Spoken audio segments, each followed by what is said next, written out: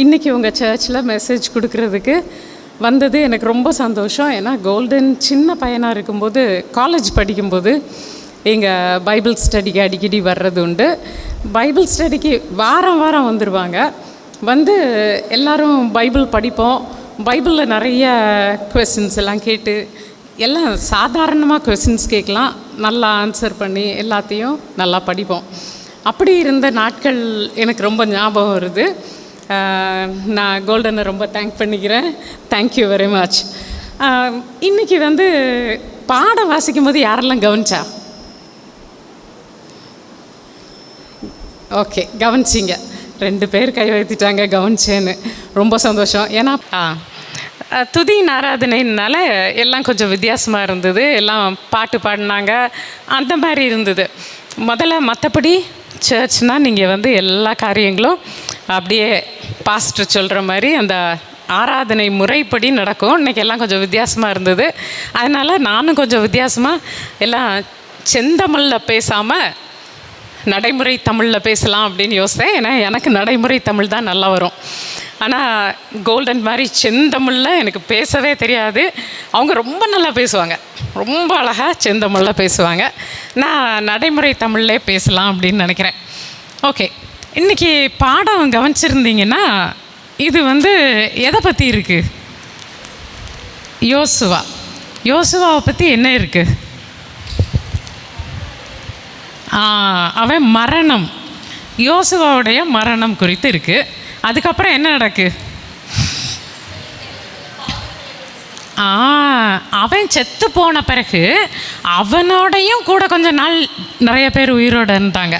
எல்லா அற்புதங்களையும் அதிசயங்களையும் பார்த்தவங்க, கொஞ்சம் அவனோட பெரியவங்க எல்லாம் உயிரோடு இருந்தாங்க. யோசுவா சாகும்போது அவனுக்கு வயசு எவ்வளவு? 110. அவனோட கூட வருஷம் உயிரோடு இருந்தாங்க சிலர். அவங்களும் உயிரோடு இருந்து அவங்களும் இறந்த பிறகு என்ன பண்ணுறாங்க?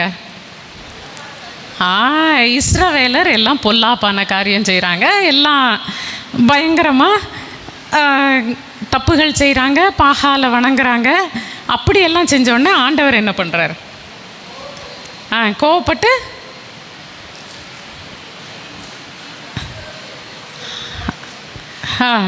அவங்கள வந்து அந்நியர் கையில் ஒப்படைச்சிடுறார். என்னென்னா அவங்களோட போர் தொடுக்கிறவங்க எல்லாம் வின் பண்ணிடுறாங்க. இவங்க வந்து தோற்று போய் அடிமைகள் ஆயிடுறாங்க. ஸோ ஆண்டவர் அவங்கள பனிஷ் பண்ணுறார். இப்படி நம்ம இந்த காரியத்தை தான் இதில் பார்த்தோம். சரி, இப்போ இது எதுக்காக பார்த்தோம் அப்படின்றத பார்ப்போம். யோசுவாவுக்கு வந்து ஆண்டவர் வந்து பயங்கரமாக, யோசுவாவின் நாட்களில் ஆண்டவர் பயங்கரமாக கிரியேட் செய்கிறார். யோசுவாவின் நாட்கள் நீங்கள் பார்த்தீங்கன்னா, யோசுவாவுக்கு ஆண்டவர் கொடுக்குற ப்ராமிஸ், யோசுவா 1:3 வசனம் பார்த்தீங்கன்னா, 1:3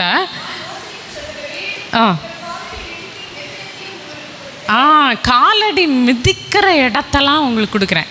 மோசேக்கு சொன்ன ப்ராமிசஸ் எல்லாம் உங்களுக்கும், உன் காலடி மிதிக்கிற இடம் எல்லாம் உங்களுக்கு கொடுத்துட்டேன் அப்படின்னு சொல்கிறார் ஆண்டவர். ஸோ அப்படி சொல்லும்போது அதுக்கப்புறம் பாருங்கள், இன்னும் காலடி மிதிக்கிற இடம்லாம் ஆண்டவர் கொடுக்குறாருன்னா என்ன அற்புதமான கிரியை செஞ்சுருக்கணும் ஆண்டவர்னு பார்த்துக்கோங்க. அதுக்கப்புறம் 3:15-16 பாருங்கள். யோசுவா 3:15-16.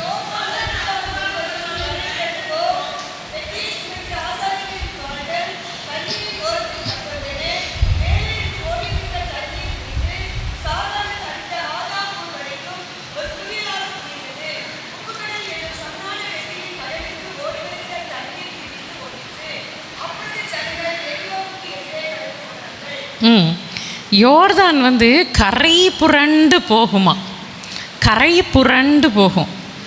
அப்படி கரை புரண்டு போகிற யோர்தானில் தண்ணி வந்து அப்படி நின்றுச்சு. இவங்க கிராஸ் பண்ணுறதுக்காக தண்ணி அப்படியே ஒரு இடத்துல குவியலாக நின்றுச்சு. இவங்க கிராஸ் பண்ணுறாங்க. அதைத்தான் நம்ம 3:15-16 பார்க்குறோம். இப்படி அற்புதங்களை செஞ்சார் ஆண்டவர். 6:20 வாசிங்க.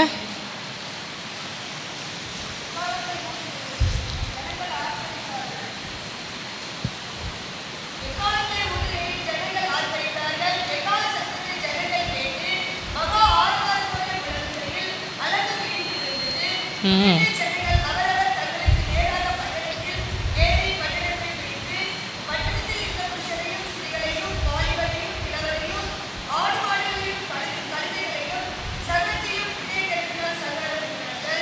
ம்.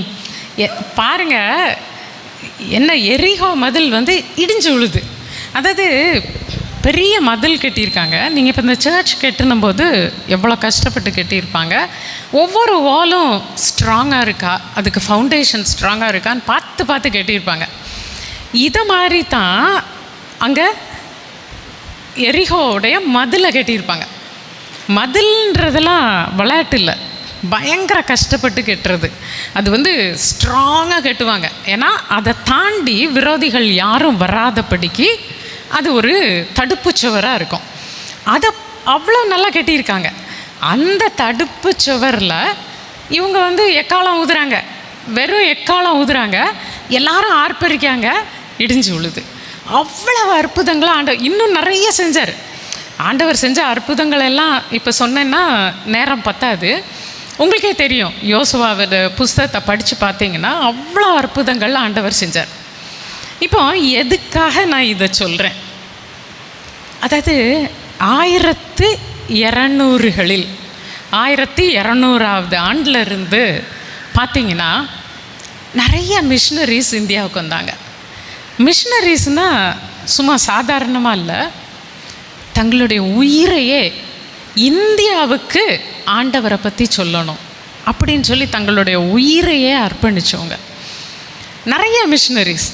எங்கே இருந்து வந்தாங்கன்னா ஸ்காட்லாண்டில் இருந்து வந்தாங்க, இங்கிலாண்டில் இருந்து வந்தாங்க, அதுக்கப்புறம் அயர்லாண்டில் இருந்து வந்தாங்க, யூஎஸில் இருந்து வந்தாங்க, கேனடாவில் இருந்து வந்தாங்க.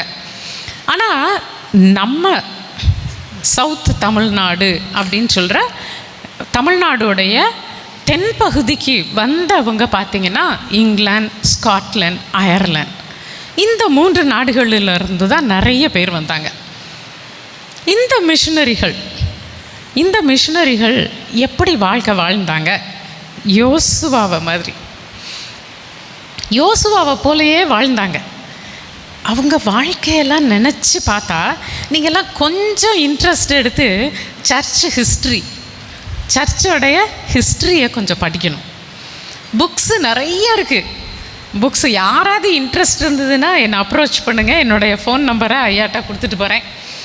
யார் வேணாலும் என்னை அப்ரோச் பண்ணலாம். நல்லா சர்ச்சு ஹிஸ்ட்ரி படிங்க. சர்ச்சு ஹிஸ்ட்ரியை படித்தா என்ன சொல்லுதுன்னா 1785வது ஆண்டு 1785வது ஆண்டு ஒரு மராத்தா பிராமின் அப்படின்னு சொல்லக்கூடிய மகாராஷ்டிராவில் உள்ள பிராமின் ஒருத்தங்க இங்கே வந்து என்ன பண்ணுறாங்க, அவங்க இங்கே இல்லை தஞ்சாவூரில் இருந்தாங்க. தஞ்சாவூரில் அரசவையில் அவங்க இருந்து அவங்க வந்து ஒரு திவானுக்கு கல்யாணம் பண்ணி கொடுக்கப்பட்டாங்க. தன்னை விட வயசில் அதிகமான திவானுக்கு 40-45 வயசு இருக்கும் அவருக்கு. இவங்க 13-14 வயசில் அவருக்கு கல்யாணம் பண்ணி கொடுக்காங்க. அப்படி தான் கல்யாணங்கள்லாம் நடந்துச்சு. பாலிய விவாகம் நடந்துச்சு. அந்த திவான் கல்யாணம் முடிஞ்சு கொஞ்ச நாளில் இறந்து போயிடுறார். அவர் இறந்து போன உடனே அவருடைய சிதையில் இவங்களே எரிக்கணும். அதாவது சிதையில் எரிக்கிறதுங்கிறது ரொம்ப சாதாரணமான விஷயம். எல்லாம் குடும்பமாக சேர்ந்து தான் அவங்கள எரிப்பாங்க, குடும்பத்து மக்கள் தான் அவங்கள எரிப்பாங்க. இதை பார்த்த ஒரு இங்கிலீஷ் சோல்ஜர், ஒரு ஆங்கிலேய, ஏன்னா இங்கே எல்லாம் ஆங்கில இதுக்கு அடியில் தான் நம்ம இருக்கிறோம். அப்போது 1700லாம் ஆங்கிலேயர் தான் நம்மளை ஆட்சி பண்ணுறாங்க. அப்போ ஆங்கிலேய படைகள் தான் இங்கே இருப்பாங்க. ஆங்கிலேய படையில் உள்ள ஒருத்தர், லிட்டில் டன்னு ஒருத்தர், அவர் இது என்ன இங்கே சத்தம் அப்படின்னு கேட்குறாரு. இவங்க அழுகிறாங்க. ஏன்னா அப்படி பொண்ணு மாதிரி அலங்கரிக்கப்பட்டு கொண்டு அந்த சிதையில் இவங்களையும் தள்ளிடுவாங்க. இவங்க அப்படி உயிரோடு எரிஞ்சு சாகணும். ஏன்னா ஒருத்தி கணவன் இல்லாமல் உயிரோடு இருக்கக்கூடாதுங்கிறது தான் நம்ம பாரம்பரியம் அப்படின்னு சொல்லி எரிக்கிறாங்க. அப்போ அவர் வந்து இது என்ன சத்தம் அப்படின்னு கேட்குறாரு. உடனே அவருக்கு அசிஸ்டண்ட் ஒருத்தன் சொல்கிறான், இந்தியன், அவன் சொல்கிறான், அது அங்கே ஒரு பொண்ணை எரிக்கிறாங்க. ஒரு பொண்ணை எதுக்காக எரிக்கிறாங்க அப்படின்னு கேட்குறாரு. எதுக்காக எரிக்கிறாங்க அப்படின்னா, அவள் ஹஸ்பண்ட் செத்து போயிட்டாரு, அதனால் அவளை எரிக்காங்க. இப்போ ஹஸ்பண்ட் செத்து போனோடனே ஒருத்தங்களை எரிக்கணும்னா என்னையும் எரிச்சிருக்கணும். என் ஹஸ்பண்ட் இறந்து போயிட்டாங்க, என்னையும் எரிச்சிருக்கணும். 6-7 வருஷத்துக்கு முன்னாலே என்னை எரிச்சிருக்கணும். ஆனால் அந்த பொண்ணை அப்போ எரிக்க போகிறாங்க. உடனே இதை கேட்டோன்னே, இது என்ன முட்டாள்தனமாக இருக்குது, அவள் குடும்பம்லாம் அவளை காப்பாற்ற மாட்டாங்களா அப்படின்னு கேட்குறாரு. இல்லையா, அவங்க குடும்பம் தானே அவளை எரிக்கிறாங்க அப்படின்றாரு. என்னது, குடும்பம் எரிக்கிறாங்களா அப்படின்னு ஆச்சரியமாக கேட்டுட்டு அவர் போய் ஹாஸ்டலில் போய் அப்படியே அவளை தூக்கி ஹாஸ்டலில் வச்சு கொண்டு போயிடுறார். கொண்டு போன உடனே பிராமணர்கள் என்ன கத்துறாங்க பயங்கரமாக. இன்னொரு அந்நிய ஆம்படையான் தொட்டுட்டான், அது எப்படி அவள் உயிரோடு இருக்க முடியும், அவளை கொல்லணும், கல்லெறிஞ்சு கொல்லணும்னு கல்லை எடுத்துட்டு எல்லாரும் ஓடி வராங்க. இவர் கன்னை எடுத்து மேலே ஷூட் பண்ணுவார். ஷூட் பண்ண உடனே எல்லோரும் பயந்து ஓடிடுவாங்க. கன் அப்படின்னோடனே எல்லாருக்கும் பயம், ஓடிட்டாங்க. ஓடின பிறகு இவருக்கு இவளை வச்சு என்ன பண்ணன்னு தெரியல. இவருக்கு ட்ரான்ஸ்ஃபர் ஆகி பாளையங்கோட்டை அப்படின்னா பாளையம் இருந்த இடம், அதான் பாளையங்கோட்டை. அந்த பாளையத்துக்கு அவர் ட்ரான்ஸ்ஃபர் ஆகி வர்றார். ட்ரான்ஸ்ஃபர் ஆகி இங்கே வந்த உடனே அவளும் வர்றா. அவளுக்கு ஆண்டவரை பற்றி சொல்லி, அவளுக்கு இங்கிலீஷை சொல்லி கொடுத்து, இங்கிலீஷ் பைபிளை வாசிக்க வச்சு, ஏன்னா தமிழில் பைபிள் கிடையாது, அப்போ சரியான பைபிள் கிடையாது. அவர் இங்கிலீஷில் வாசிக்க கற்றுக் கொடுத்து, தமிழில் அப்புறம் பைபிளில் ட்ரான்ஸ்லேட் பண்ணவங்க நிறையா பண்ணாங்க. அது பெஸ்ட்டு ட்ரான்ஸ்லேஷன், நம்ம யூஸ் பண்ணுற ட்ரான்ஸ்லேஷன் 1800s பின்னாடி தான் வந்தது. ஆனால் இவ அந்த காலத்து பைபிள் பழைய அது நான் பார்த்துருக்கேன், அந்த ஒரிஜினல் ஸ்கிரிப்டே பார்த்துருக்கேன். நம்மளுக்கு அந்த கையெழுத்தே புரியாது. அப்படி அந்த பைபிளை வச்சு தான் அவள் படிச்சிருக்கணும். அவள் பைபிளை படித்து கொஞ்சம் கொஞ்சமாக ஆண்டவர்களை வளர்ந்து ஞானஸ்நானம் பெற்று அவள் முதலாவது சர்ச்சை மிலிட்ரி லைன்ஸுன்னு சொல்லுவாங்க, திருநெல்வேலியில் மிலிட்ரி லைன்ஸுன்னு சொல்லுவாங்க. அந்த மிலிட்ரி லைன்ஸு இங்கிலீஷ் சர்ச்சுன்னு சொல்லுவாங்க. அதுக்கு பக்கத்தில் கிளாரிண்டா சர்ச்சுன்னு ஒன்று இருக்குது. அந்த கிளாரிண்டா சர்ச்சை கட்டினது அந்த கிளாரிண்டா தான். அதை முதல்ல கட்டி முதலாக ஞானஸ்நானம் எடுத்தவங்க அவங்க தான். ஆண்டவர் பெரிய அற்புதங்களை செஞ்சார் அவங்க வாழ்க்கையில். அவங்க மக்களுக்கு செஞ்ச விஷயங்கள் நிறைய. முதலூர்னு ஒன்று ஆரம்பித்தாங்க. அது முதல் ஊர் இல்லை, முதல் ஊர். அதாவது கிறிஸ்தவங்க ரட்சிக்கப்பட்டவுடனே, கிறிஸ்தவங்க எல்லாம் மற்ற மதத்திலிருந்து ரட்சிக்கப்பட்டவங்க அவங்க தங்கி இருக்கிறதுக்காக ஒரு இடத்த கட்டினாங்க. அதுக்கு பேர் தான் முதல் ஊர். அந்த ஊரை இது பண்ணுறதுக்கு பயங்கரமாக ஹெல்ப் பண்ணார் இவங்க, கிளாரிண்டா ஹெல்ப் பண்ணாங்க. இந்த மாதிரி நிறைய காரியங்கள் செஞ்சாங்க. அதுக்கப்புறம் ஒரு சின்ன பள்ளிக்கூடமும் ஆரம்பித்தாங்க. அந்த பள்ளிக்கூடம் தான் இன்னும் இருக்குது. மிலிட்ரி லைன்ஸ் சர்ச்சுக்கு பின்னால் ஒரு சின்ன பள்ளிக்கூடம் இருக்குது. அதுதான் அப்புறம் டெவலப் ஆகி ஜான்ஸ் ஹை ஸ்கூல் ஆகி ஜான்ஸ் காலேஜ் ஆகிடுச்சு. அந்த ஜான்ஸ் காலேஜில் தான் நம்ம கோல்டன்லாம் படித்தாங்க. உங்களில் நிறைய பசங்க அங்கே தான் படிச்சிருப்பீங்க. நிறைய பொண்ணுங்களும் இப்போ படிக்கிறாங்க ஜான்ஸ் காலேஜில். இதெல்லாம் டெவலப் ஆகிறதுக்கு அந்த அடிப்படை கிளாரிண்டா ஸ்கூல் தான். இப்படி பயங்கர கஷ்டப்பட்டாங்க. ஆனால் ஒரு பிராமின் சட்டுன்னு ஆண்டவரை ஏற்று வர்றது லேசுன்னு நினைக்கிறீங்களா? பயங்கர கஷ்டப்பட்டிருப்பாங்க. ஆனால் ஆண்டவர் அநேக அற்புதங்களை செஞ்சார். ஆண்டவர் அவங்களோட இருந்தார். அதுக்கப்புறம் இன்னும் நிறைய மிஷினரிஸை பற்றி உங்களுக்கு சொல்லலாம். எனக்கு இப்போ எதெல்லாம் சொல்ல எதை உடனே தெரியல. ஏன்னா கால்டுவெல்னு ஒரு மிஷினரி இருந்தார். அதுக்கப்புறம் வில்லியம் கேரின்னு ஒரு மிஷினரி வந்தார். வில்லியம் கேரின்ற மிஷினரி கல்கத்தா, நம்மளுடைய தலைநகரமே கல்கத்தாவாக இருந்தது. கல்கத்தா இருக்கும்போது அவர் கல்கத்தாவுக்கு வந்தார். கல்கத்தாவில் அவர் அங்கே தீண்டாமையை ஒழித்தார். அது மட்டும் இல்லாமல் அவர் செஞ்ச அற்புதங்களெல்லாம் பார்த்திங்கன்னா பயங்கரமாக லிஸ்ட் இருக்குது, பெரிய லிஸ்ட் இருக்குது. வில்லியம் கேரியை பற்றி நீங்கள் கேட்கணுன்னா பைபிளை முக்காவாசி லாங்குவேஜில் ட்ரான்ஸ்லேட் பண்ணது அவர் தான். ஏன்னா இந்தியாவில் எத்தனை லாங்குவேஜஸ் இருக்குதுன்னு தெரியுமா? நான் ஒரிசாவில் படம் எடுக்கிறதுக்காக அடிக்கடி போவேன்.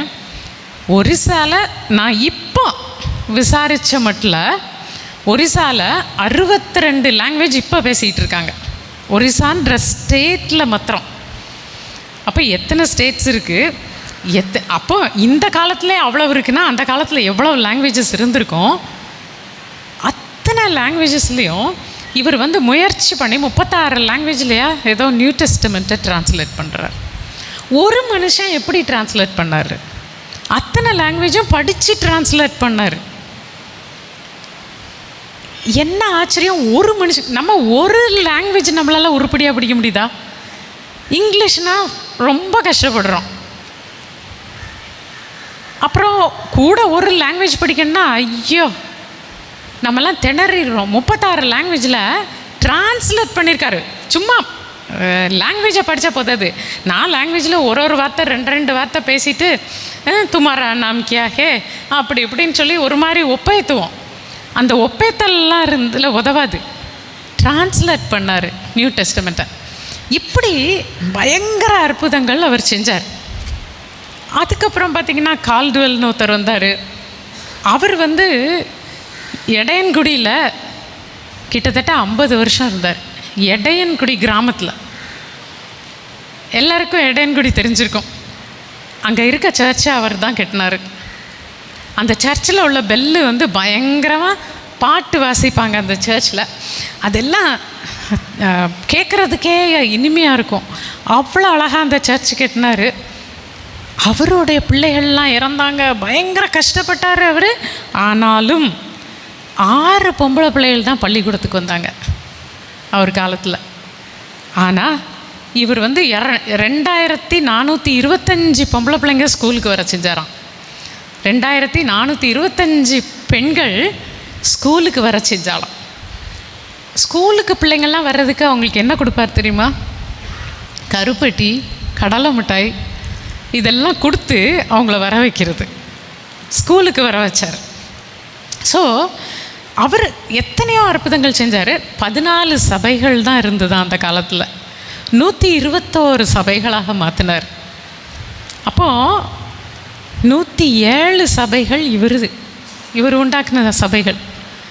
நமக்கு ஒரு சபையை இன்றைக்கி ஸ்தாபித்து அதை ரன் பண்ணுறது என்ன பாடாக இருக்குது. ஒரு சபையில் எத்தனையோ பிரிவுகள், எத்தனையோ சண்டைகள். கமிட்டி மீட்டிங்னா அது பெரிய போர்க்களமாக தான் இருக்குது. அப்படி இருக்கிற காலத்தில் அவர் அந்த காலத்தில் என்ன பண்ணியிருக்காரு? 107 சபைகளை இவரே நியமிச்சிருக்கார். அவ்வளோ சபைகளும் நல்லா இருந்திருக்கு. இன்னும் நிறைய சொல்லலாம். பிஷப் சார்ஜென்ட் பற்றி சொல்லலாம், நிறைய பேரை பற்றி சொல்லலாம். பிஷப் சார்ஜென்ட்னா Bishop Sargent training school, Bishop Sargent school அப்படின்னு சொல்லுவாங்க. கதீட்ரல் சர்ச்சு, ஊசி கோபுரம்னு சொல்லுவாங்கள்ல, அதுக்கு ஆப்போசிட் சைடில் அந்த கதீட்ரல், அந்த ஆப்போசிட் சைடில் இந்த கதீட்ரல் ஹை ஸ்கூலுக்கும் ஆப்போசிட் சைடில் இருக்கிறது தான் பிஷப் சார்ஜென்ட் பில்டிங்.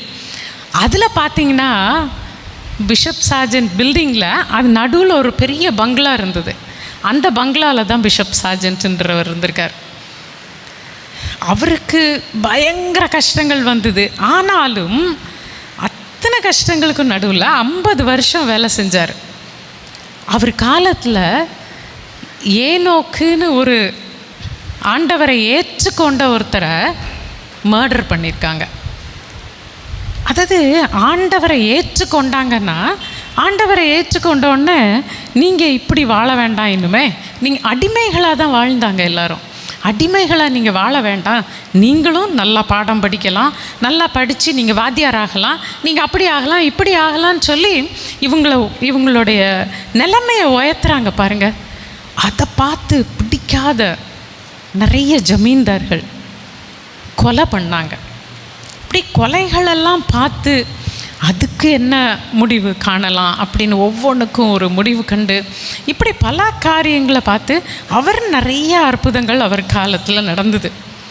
இன்னும் ஏமி கார்மைக்கல் அம்மையார்னா டோனோவூர். அந்த அம்மா தனி மனுஷியாக வந்தாங்க. வந்துட்டு தான் சொந்த ஊருக்கு போகவே இல்லை, இங்கேயே இருந்தாங்களாம். இங்கேயே இருந்தாங்க. நம்ம போர்டிங் ஸ்கூலுக்கு ஒரு நாள் போனால், எம்மா எனக்கு இருக்க முடியல, எனக்கு சாப்பாடு சரியில்லை, அங்கே அது சரியில்லை, துணி துவைக்கிறதுக்கு வசதி இல்லை, அது வசதி இல்லை, இது வசதி இல்லைன்னு ஓடி வந்துடுறோம். அப்புறம் திருப்பி நம்ம போர்டிங்க்கு போனோம் அப்படின்னா கடுப்படிக்குது நமக்கெல்லாம். ஆனால் போர்டிங் மாதிரி தானே இது. நான் போயிருக்கேன், இங்கிலாந்துக்கு போயிருக்கேன், அயர்லாண்டுக்கு போயிருக்கேன், ஸ்காட்லாண்டுக்கு போயிருக்கேன். அப்படி குளிர்ச்சியான தேசம், அப்படி குளிர்ச்சியாக இருக்கும். இங்கே காலங்காத்தாலே வேர்வை வைக்குது, அப்படியே தொடச்சிக்கிட்டு தான் வரோம். எல்லோரும் பார்த்திங்கன்னா இப்படி தொடச்சிக்கிட்டு வேர்வையை தட்டிக்கிட்டு தான் வரோம் இல்லை. ஆனால் அந்த நாடு அப்படி குளிர்ச்சியான நாடு, அப்படி செழிப்பான நாடு. அந்த நாட்டை எல்லாத்தையும் விட்டுட்டு இங்கே வந்தாங்க. இதுதான் நம்மளுடைய திருச்சபையின் ஆரம்பம். இப்படி தான் யோசுவாவும் என்ன பண்ணார், எல்லாத்தையும் கொண்டு வந்து கானான் தேசத்தில் சேர்த்து ஆரம்பித்து வச்சார். ஆனால் அந்த யோசுவா இறந்து போனார். யோசுவா கூட இந்த அற்புதங்கள்லாம் பார்த்தவங்களும் இறந்து போனாங்க. இப்போ இந்த மிஷினரிஸ் யாரும் இல்லை. இந்த மிஷினரிஸ் எல்லாம் இங்கேயே இறந்தாங்க, இங்கேயே புதைக்கப்பட்டிருக்காங்க. ஒவ்வொருத்தருடைய கல்லறையும் எங்கே இருக்குதுன்னு எனக்கு தெரியும். ஒவ்வொருத்தர் கல்லறையும் நான் போய் பார்த்துட்டு வந்திருக்கேன். இந்த கல்லறைகள் மாத்திரம் இங்கே இல்லை, அவங்க காலத்தில் உயிரோடு இருந்த, அவங்க காலத்தில் ஆண்டவரை ஏற்றுக்கொண்டவங்க, இவங்க வாழ்க்கையெல்லாம் ரொம்ப வித்தியாசமாக இருந்தது. ஆண்டவரை ஏற்றுக்கொண்ட ஒவ்வொருத்தரும் உண்மையான கிறிஸ்தவ வாழ்க்கை வாழணும் அப்படின்னு சொல்லி அவர் கற்றுக் கொடுத்தார். அது அவங்க எல்லாருமே உண்மையான கிறிஸ்தவ வாழ்க்கையை வாழணும் அப்படின்னு ஒவ்வொருத்தருக்கும் கற்றுக் கொடுத்துருக்காங்க. அந்த காலத்தில் ஒரு சின்ன எக்ஸாம்பிள் சொல்கிறேன். அந்த காலத்தில் கோர்ட்டு கேஸ்லாம் நடக்குது. இப்போ 2 பேர் கோர்ட்டில் கேஸு தகராறு, ஏதோ குடும்ப சொத்து பிரச்சனை அப்படின்னு சொல்லி போகிறாங்க. அவங்க சண்டை போட்டுட்ருக்காங்க. அவங்களுக்கு 2 கிறிஸ்தவங்க சாட்சி சொன்னால் அது உண்மை அப்படின்னு எடுத்துக்கிடுவாங்களாம் ஜட்ஜஸ். ஏன்னா 2 கிறிஸ்தவர்கள் சாட்சி சொன்னாங்கன்னா அது முற்றிலும் உண்மை, முற்றிலும் உண்மையாக இருந்துதான். 2 கிறிஸ்தவங்க சாட்சி சொன்னால் அது முற்றிலும் உண்மையாக இருந்துதான். அப்போது அந்த முற்றிலும் உண்மைன்னு அதை எடுக்கக்கூடிய அளவுக்கு உண்மை தவிர வேறு எதுவுமே பேசலை. இன்றைக்கி நம்ம ஐயோ ஸ்கூலுக்கு கொஞ்சம் லேட்டாக போனால் ஏன் லேட்டு மிஸ்ஸு கேட்குறாங்க. உடனே இல்லை மிஸ், எங்கள் வீட்டில் அது நடந்தது இது நடந்தது, கதை பொய் சொல்கிறோம்.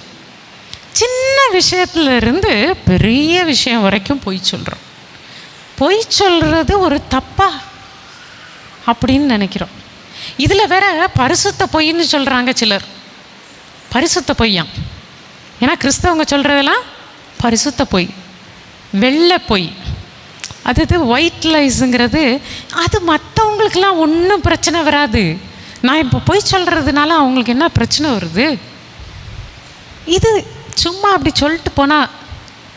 நான்லாம் நம்ம ஊரில் யாரும் லேட்டாக வந்ததுக்கெலாம் காரணம் சொன்னாங்கன்னா நம்பவே மாட்டேன், சுத்தமாக நம்புறதில்ல. முதலையே இவங்க கதை விடலாம் அப்படின்னு சொல்லிட்டு தான் எல்லாத்தையும் நிதானிப்பேன். நிதானித்து கடைசியில் இவங்க உண்மை சொல்லியிருந்தாங்கன்னு தெரிஞ்சதுன்னா உடனே அப்ரிஷியேட் பண்ணுவேன். உண்மை சொல்லியிருக்குது ரொம்ப நல்லது, இப்படி உண்மையே சொல்லுங்கள் அப்படின்னு சொல்லி. சின்ன விஷயத்தில் நம்ம பொய் நிறைய சொல்கிறோம். இப்படி சொல்லி சொல்லி பெரிய விஷயத்தில் போய் சொல்கிறது கூட நமக்கு தப்பாக தெரில, எதுவுமே நமக்கு தப்பாக தெரில. அதுக்கப்புறம் ஒரு கிறிஸ்தவன் எப்படி வாழணும் அப்படின்னு சொல்லி நிறைய ரூல்ஸ் இருக்குது. நம்ம என்ன ஆகுதுன்னா, இப்போது நமக்கு இந்த மிஷினரிகள்லாம் இறந்து போயிட்டாங்க, அப்படி தானே? எல்லோரும் இறந்து போயிட்டாங்க. அந்த காலத்தில் இருந்த கிறிஸ்தவர்களும் இறந்து போயாச்சு இல்லை? யோசுவாவோட கூட வருஷம் உயிரோடு இருந்த இவங்களும் செத்து போயிட்டாங்கல்ல. அதே போல தான் இங்கேயும் எல்லாம் அந்த காலத்தில் உயிரோடு இருந்த கிறிஸ்தவர்கள் எல்லாம் செத்து போயிட்டாங்க. அவங்க எல்லாம் உண்மையாக ஆண்டவருக்குன்னு இருந்தாங்க. உண்மை சொல்கிறது மாத்திரம் இல்லை, நீங்கள் மத்தேயு 5ஆவது அதிகாரத்துலேருந்து 7ஆவது அதிகாரம் வரைக்கும் படித்து பாருங்கள். ஒரு கிறிஸ்தவன் எப்படி வாழணும். மத்தேயு 6ஆவது அதிகாரம், 7ஆவது அதிகாரம், 5ஆவது அதிகாரத்தை நீங்கள் நல்லா படிச்சுட்டு பாருங்கள். வீட்டில் போய் நீங்கள் பைபிளில் எதை வாசிக்கலன்னு தெரியலன்னா மத்தேயு 5லேருந்து 7 வரைக்கும் வாசிங்க. ஒரு கிறிஸ்தவன் எப்படி வாழணும்னு எல்லாம் கொடுத்துருக்கு. நான் மொபைல் வச்சுருக்கேன், யாரும் தப்பாக நினைக்காதீங்க. நான் மொபைலில் சிம்மே கிடையாது. எல்லாத்தையும் வேணுங்கிறதெல்லாம் வீட்டில் ஒய்ஃபைல டவுன்லோட் பண்ணி இந்த சிம் இல்லாத மொபைலில் வச்சுக்கிடுவேன். நான் எனக்கு மொபைல்லே பார்த்து பார்த்து பழக்கமாகிருச்சு, அதனால தான் மொபைலில் எடுத்துகிட்டு வந்தேன். மத்தேயு 6ஆவது அதிகாரத்தில் மனுஷர் காண வேண்டும் என்று அவர்களுக்கு முன்பாக உங்கள் தர்மத்தை செய்யாதபடிக்கு. தர்மம் செஞ்சால் வேறு யாரும் பார்க்குற மாதிரி செய்யாதீங்க. நான் அதுக்கு இவ்வளோ கொடுத்தேன், நான் கோயிலுக்கு இவ்வளோ கொடுத்தேன். கோயிலில் கொடுத்தா கோயிலில் டியூப் லைட் கொடுத்தாங்கன்னா டியூப் லைட் இவங்க கொடுத்தாங்கன்னு பேர் எழுதி போடணும். ஒரு இங்கே உள்ள ஒரு இந்த நீல் பண்ணுறதுக்கு ஒரு இது குஷன் வாங்கி கொடுத்தா கூட என் பேர் அதில் போட்டுருவீங்களா? இப்படி நமக்கு ஒவ்வொன்றுத்துக்கும் நம்ம பேர் வரணும். ஆனால் ஆண்டவர் சொல்கிறாரு, தர்மம் செஞ்சால் இடது கை செய்கிறது வலது கைக்கு தெரியாமல் செய்யுங்க. அப்புறம் நீங்கள் ஜெபம் பண்ணா உன் வீட்டு அறைய பூட்டிக்கிட்டு ஜெபம் பண்ணுங்காரு. நம்ம போஸ்டர் அடித்து விட்றோம், அப்படி தானே? போஸ்டர் அடித்து முழு இரவு ஜெபம் அப்படின்னு போஸ்டர் அடித்து ஒட்டிட்டு தான் ஜெபம் பண்ணுறோம். ஆண்டவர் அப்படி பிரஸ்தாபப்படுத்திட்டா ஜெபம் பண்ண சொன்னார்? பப்ளிக் பிளேஸில் நம்மளை ஜெபம் பண்ண சொன்னாரா? எங்கே பொது மைதானங்கள்லாம் ப்ரேயர், இன்னைக்கு ஃபுல்லாக ப்ரேயர் அப்படின்னு சொல்லி எல்லாம் போஸ்டர் அடித்து ஓட்டி அதுக்கு எல்லாரும் கூட்டமாக ஓடுறாங்க. ஜெபங்கிறது உன் அறை வீட்டு கதவை பூட்டிட்டு அறை வீட்டுக்குள்ளே இருந்து ஜெபம் பண்ணுன்றாரு. உங்கள் சர்ச்சு ஜெபம் பண்ணணும்னு நினைக்கிறீங்களா? உங்கள் சர்ச்சுக்குள்ளே ஜெபம் பண்ணுங்க.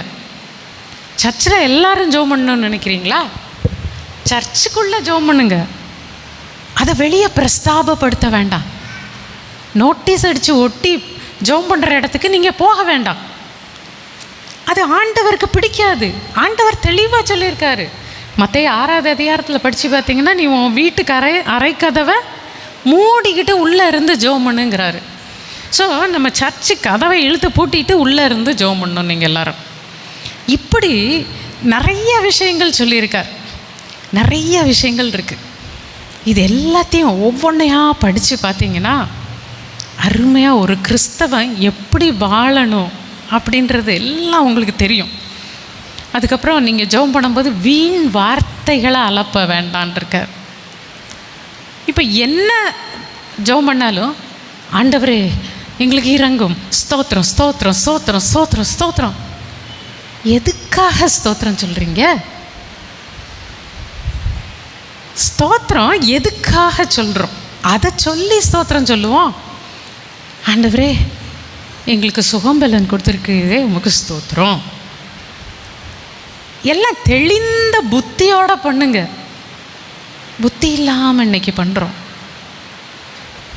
இப்படி நிறைய விஷயங்களில் லஞ்சம் எங்கே போனாலும் அள்ளி வாரி வழங்குறது. ஒரு லைசன்ஸ் வேணுமா? 18 வயசாச்சா உடனே அங்கே போகிறது ஆர்டிஓ ஆஃபீஸ்க்கு போய் அங்கே இங்கே இவ்வளவு கொடுத்தா லைசன்ஸ் தன்னால் வரும். இப்படி நிறைய விஷயங்கள். லஞ்சம் கொடுக்கறது, லஞ்சம் வாங்கிறது. லஞ்சம் கொடுக்கறது தப்பா அப்படின்னு பைபிளில் எங்கே போட்டிருக்குன்னு நான் அன்றைக்கி பார்க்க ஆரம்பித்தேன். ஏம்மா 37 இடத்துலையோ என்னோ இருக்குது லஞ்சம் கொடுக்கக்கூடாதுன்றத குறித்து. அப்போது நம்ம லஞ்சம் கொடுக்கலாம், ஆனால் லஞ்சம் வாங்க தான் கூடாது. நிறைய பேருக்கு அது வேறு. லஞ்சம் கொடுக்கலாம் ஆனால் வாங்கக்கூடாது. நான் லஞ்சம்லாம் வாங்கவே மாட்டேன். ஆனால் லஞ்சம் கொடுப்பேன். நீங்கள் கொடுக்குறனால தானே அவர் வாங்குறாரு. லஞ்சம் கொடுக்குறவங்களா இருக்கீங்களா? இப்படி தான் பாகாலை வணங்க ஆரம்பித்தாங்க யோசுவா இறந்த பிறகு. இன்றைக்கி நம்ம பாகால்கள் இதெல்லாம் தான் நம்மளுடைய பாகால் இதெல்லாம் தான். இப்படி நிறைய பாகால்களை நம்ம வணங்கிட்டுருக்கோம். கொஞ்சம் மாறணும், கிறிஸ்தவங்களாக நம்ம வாழணும். நம்ம வாழ்க்கையில் நீங்கள் எல்லோரும் சர்ச்சுக்கு வரீங்க, நல்லா அழகான ட்ரெஸ் போட்டுட்டு எல்லோரும் சர்ச்சுக்கு வரீங்க.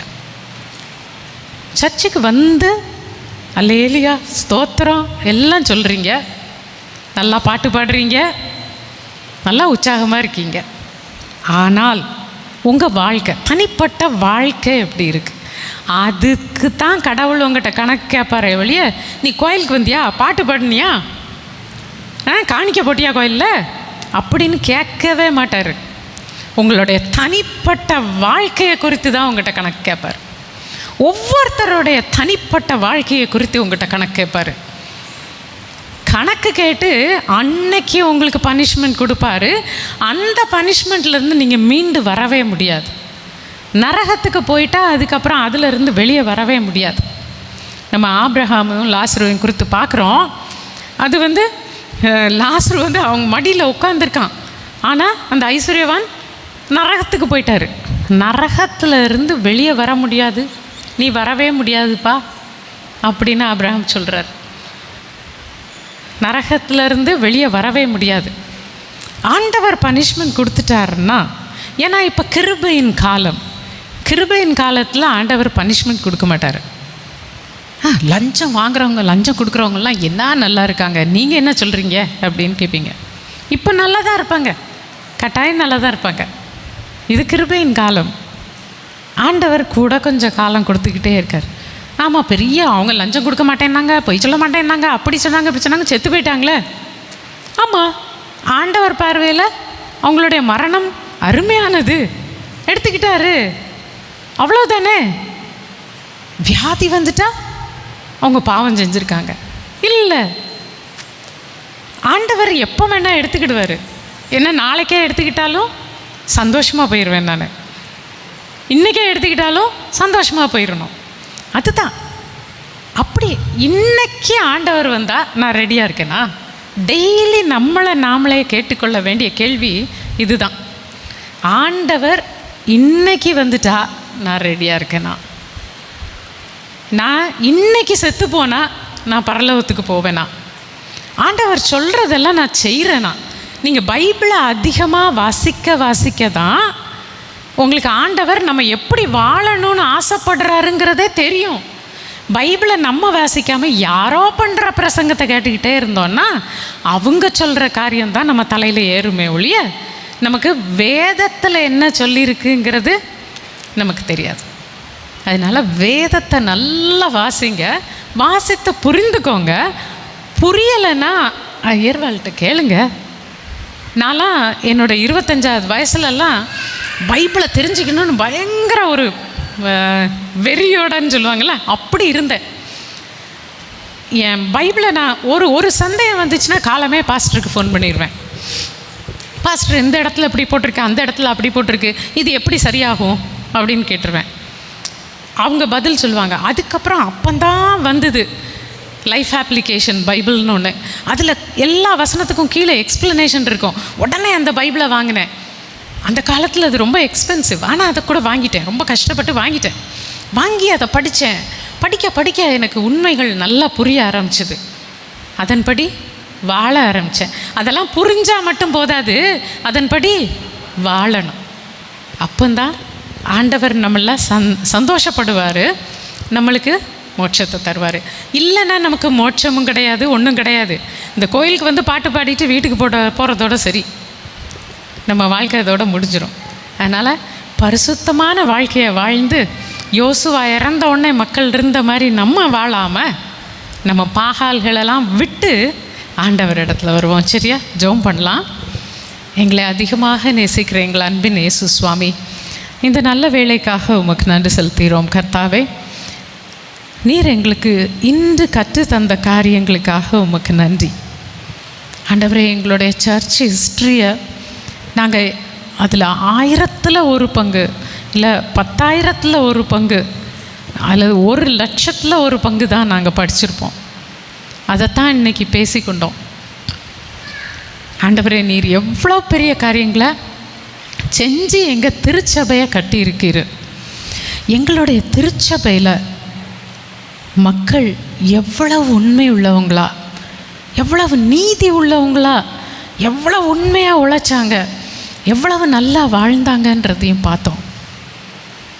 ஆண்டவரே, நாங்களும் உமக்கு பயந்து உம்முடைய பிள்ளைகளாக வாழ எங்களுக்கு கற்றுத்தாரும் கர்த்தாவே. ஆண்டவரே, எல்லா காரியங்களிலும் பொய் சொல்கிறோம், எங்களை மாற்றும். லஞ்சம் கொடுக்குறோம், லஞ்சம் வாங்குகிறோம். ஆண்டவரே, தவறுகள் செய்கிறோம். நன்மை செய்ய தெரிஞ்சிருந்தோம் அதை செய்யாமல் இருக்கிறது பாவம் அப்படின்னு சொல்கிறார். அதை போல் நாங்கள் செய்ய வேண்டிய நன்மைகளை செய்யாமல் இருக்கோம். அதையெல்லாம் செய்கிறதுக்கு எங்களுக்கு கிருபை தாரும் கர்த்தாவே. உம்மை போல மாறணும் அப்படின்ற ஆசையோடு வாழ எங்களுக்கு கற்றுத்தாரும். அப்படி வாழ்ந்து உம்முடைய நாமத்தை மகிமைப்படுத்தி உம்முடைய பிள்ளைகளாக இந்த உலகத்தை விட்டு போகிறதுக்கு எங்களுக்கு கற்றுத்தாங்க. இயேசு கிறிஸ்து என்னும் வல்லமையுள்ள நாமத்தில் கேட்கிறோம் பிதாவே. ஆமென்.